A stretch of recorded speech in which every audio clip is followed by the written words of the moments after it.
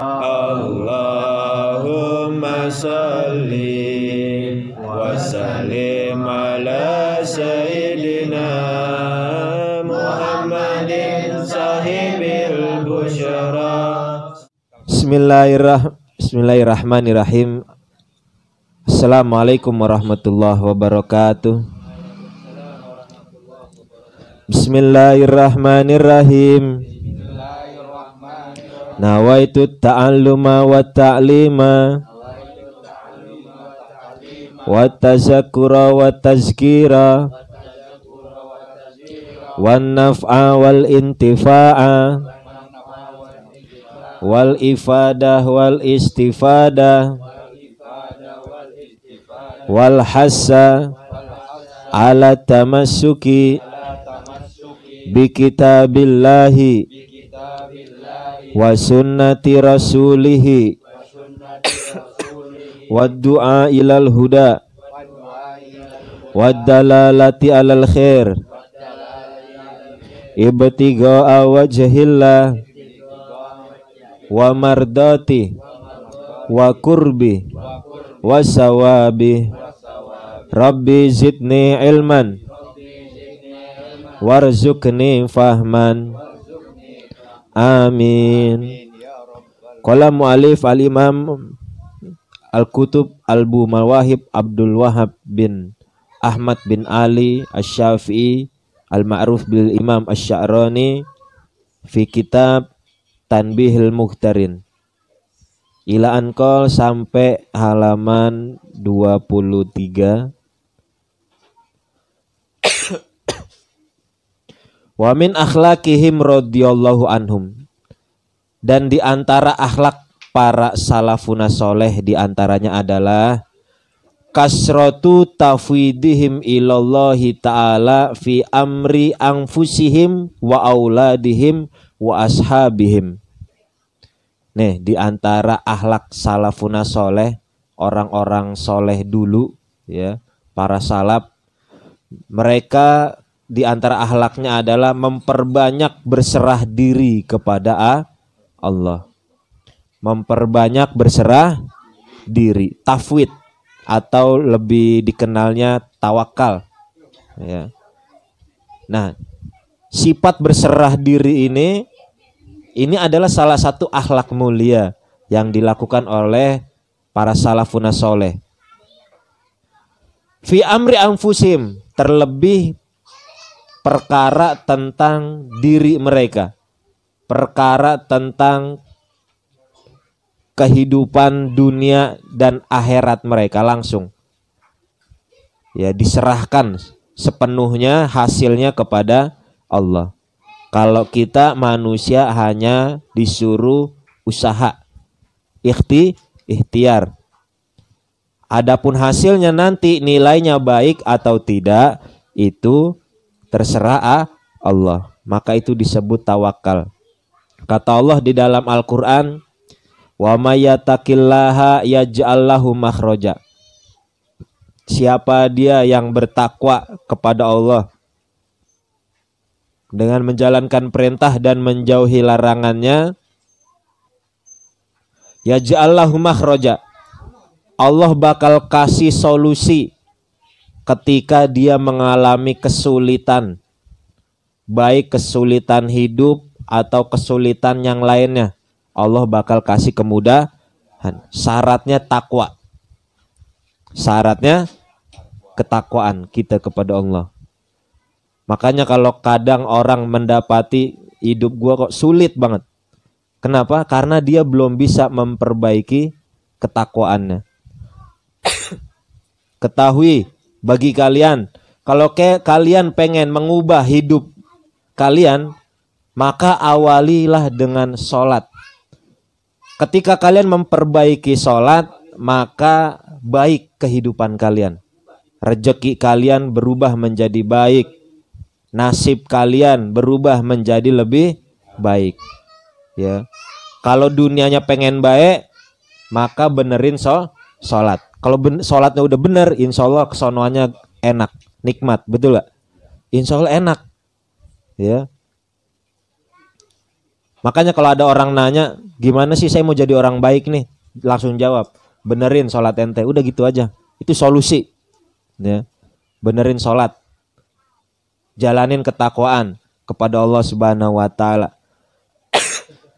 Yaj'allahu makhraja wa yarzuqhu min haitsu la yahtasib. Nih, janji Allah dalam Quran. Allah bakal kasih rejeki dari yang tidak disangka-sangka. Ya, rezekinya bisa ngocor, bisa banyak, Allah lipat gandain, terserah Allah. Tergantung ketakwaan kalian kepada, ini janji ini Allah dalam Qur'annya.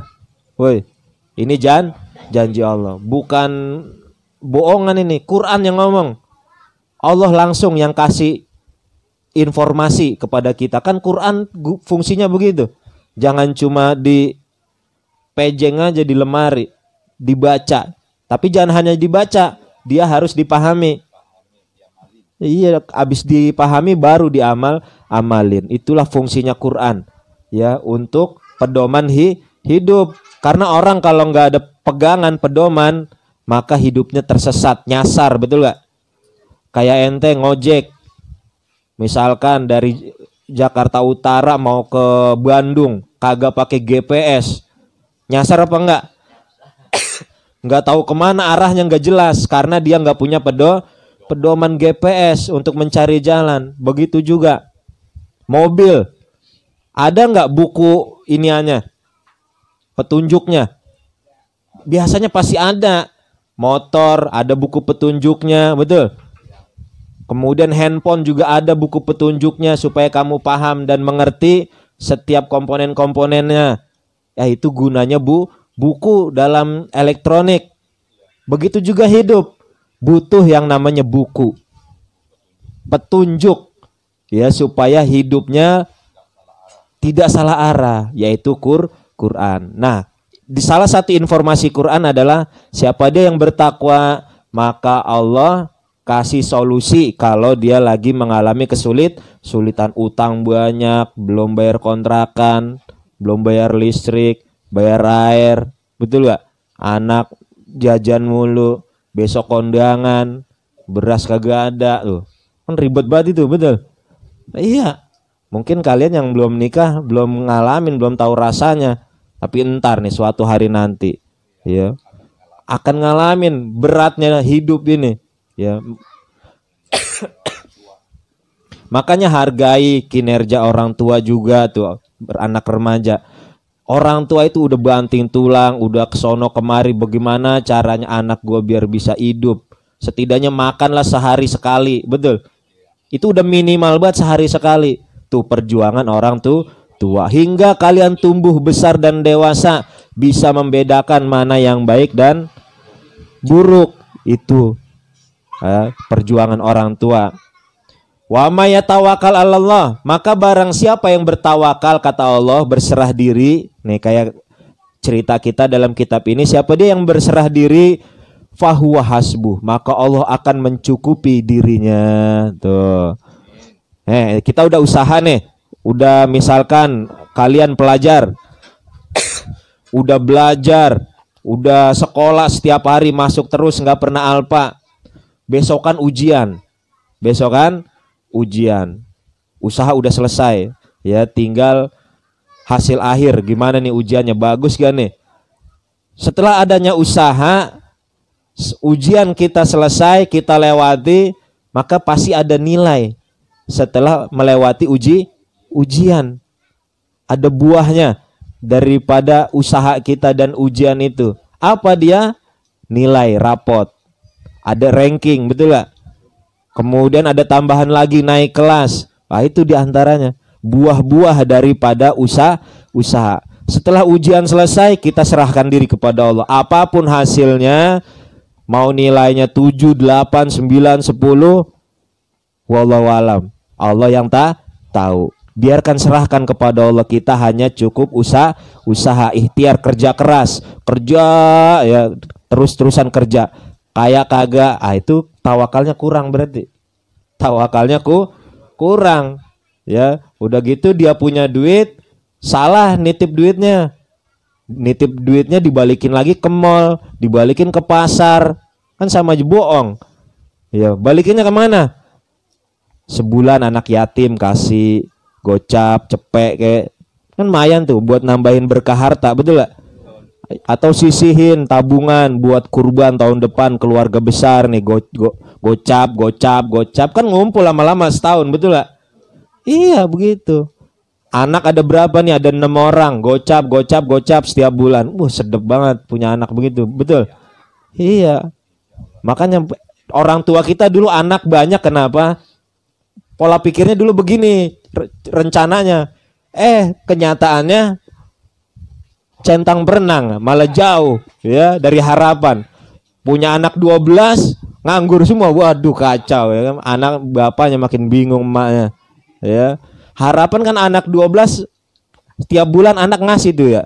Seenggaknya gope. Kalau 12 berapa tuh? Banyak, ya kan? Iya. Ini malah kagak sama sekali tuh. Malah terbalik. Makanya orang tua dulu sebenarnya amalannya benar, banyak anak banyak rezeki. Betul itu sebenarnya.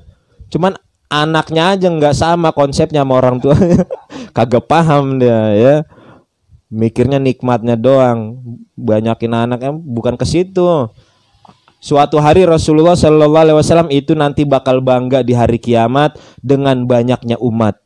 Jadi banyak anak bagus, jangan ngikutin 3, 2 ya kan. Sebenarnya bagus, tapi banyak anak lihat dulu perekonomian, karena yang namanya hidup itu juga susah. Biaya pendidikan, biaya kesehatan, biaya hidup. Kan nggak dikit tuh, banyak, betul gak? Makanya punya anak juga harus diukur berdasarkan kemampuan. Kamu gaji berapa? UMR 4,5 juta, nggak ada tambahan lagi nih selama sebulan nih. Udah, misalkan 1 juta kontrakan, 1 juta lagi buat hidup sebulan, cukup gak 1 juta? Enggak ya, enggak cukup, kurang ya. Ya udah tambahin lagi 1,5 juta, sisa berapa lagi tuh? 2 juta ya? Sisa 2 juta. Ya, 2,5 juta, sisa 2,5 juta. Ya buat apa kayak itu ya kan? Pokoknya lama-lama habis aja. Enggak berasa. Ya lama-lama habis dan enggak berasa. Begitu ya. Nah, makanya kita serahin tuh. Itu akhlak para ulama salafun saleh gitu. Setelah adanya usaha, maka tawakal Allah. Wa auladim, bahkan urusan anak mereka para salafun saleh itu diserahkan kepada Allah langsung. Orang tua udah membimbing, udah membesarkan, taruh anaknya di sekolahan, taruh anaknya di majelis ilmu, di TPQ biar paham agama langsung, atau di pondok tawakal langsung. Ya Allah, saya titip anak saya di sekolah, di madrasah biar jadi orang yang alim, biar jadi orang yang berguna buat keluarganya, nusa bangsa dan juga agama. Begitu, tawakal langsung. Ya insya Allah hasilnya baik kalau kita serahkan anak kita kepada Allah. Jangan udahlah terserah lu aja bagaimana gitu. Jangan lepas tanggung jawab. Orang tua selama anak itu belum menikah itu masih dalam tanggung jawab orang tua. Bagaimanapun caranya, omelin aja kalau dia nggak pernah dengar. Emang udah kewajiban orang tua. Gatak aja palanya kalau songong anaknya, nggak apa-apa. Udah hak orang tua nggak apa-apa. Ya, harta anak nih diambil sama bapaknya tanpa izin, boleh, nggak apa-apa. Orang anak bakhilnya bukan main, ya nggak apa-apa, halal. Orang tua nih ya, misalkan, ya contoh aja ini mah, ya ngambil uang anak tanpa seizin boleh.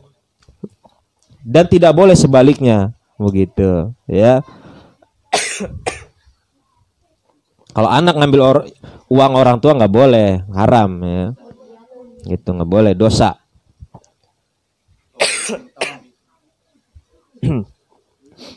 Wa ashabihim, dan juga saudara atau sahabat mereka. Jadi kita punya teman udah baik, udah sering rajin hadir di majelis, tawakal. Alhamdulillah saya punya teman-teman orang baik, setidaknya kenal agama. Begitu, paham? Serahin nama Allah. Ya, jaga jarak. sama orang-orang atau sahabat yang rada sempal, boleh nggak kenalan dan berteman? Boleh. Sama mereka yang nggak doyan ngaji, nggak doyan sholat, berteman aja nggak apa-apa. Cuman jangan bersahabat. Teman sama sahabat tuh lain. Iya, lain. Teman sekedar kenal, ngobrol biasa udah cukup. Kalau sahabat lain, susahnya, senengnya sama-sama. Ya, saling merangkul, saling membantu itu sahabat. Jadi begitu ya. Fala yakunu muawwiluhum fi amri hidayatihim illa alaihi azza wa jalla. Maka para ulama salafun saleh tidak akan mengandalkan urusan hidayah mereka, petunjuk mereka, apa jawabannya kecuali kepada Allah yang maha azza wa jalla, mulia dan agung. Serahin langsung kepada Allah. Wala yatlubuna sayan qatun bi anfusim. Bahkan dia enggak menuntut sama Allah untuk memuaskan nafsunya dia, untuk memuaskan jiwanya. Kalau kita kan suka begitu doa ya. Doa banyak banget, panjang bener. Ya. Allahumma inna nas'aluka rizqan wasi'an, halalan, thayyiban, kasiron, mubarakan, ya kan? Banyak banget minta rezeki. Ya Allah, saya minta rezeki yang banyak, yang berkah, yang halal, melimpah. Wah, luar biasa ya. Allah tahu, selama kamu ada usaha, kamu menginginkan harta, Allah bakal kasih. Enggak perlu doa juga, Allah tahu. Karena kamu sudah kelihatan usahanya. Tuh ya. Udah kelihatan usahanya, maka Allah kasih. Yang penting tawakal, berserah diri kepada Allah. Apapun hasilnya, kita sudah tawakal. Begitulah akhlak orang yang beriman. Dan dia tidak menuntut banyak kepada Tuhannya. Tidak perlu menuntut banyak. Ya Allah harus gini, harus begini. Waduh, Tuhannya diatur. Woi, Tuhannya songong nggak? Songong banget. Tuhan diatur-atur. Ya Allah harus begini. Kok begini sih saya? Begini. Kagak boleh. Tawakal, berserah diri kepada Allah. Apapun takdir yang Allah kasih kepada kita, jalanin. Kalau ente pengen merubah nasib, ya rubah nasibmu sendiri. Karena Allah nggak bakal merubah nasib seseorang kecuali dia mau merubah nasibnya sendiri. Syaratnya datang dari setiap individu, setiap orang itu mau berubah atau enggak. Kalau enggak mau ya udah enggak bakalan Allah rubah. Kalau dia ada etikat baik pengen berubah, insya Allah Allah bantu. Ya, makanya tuh diawali dengan memperbaiki sholatnya untuk merubah hidupnya.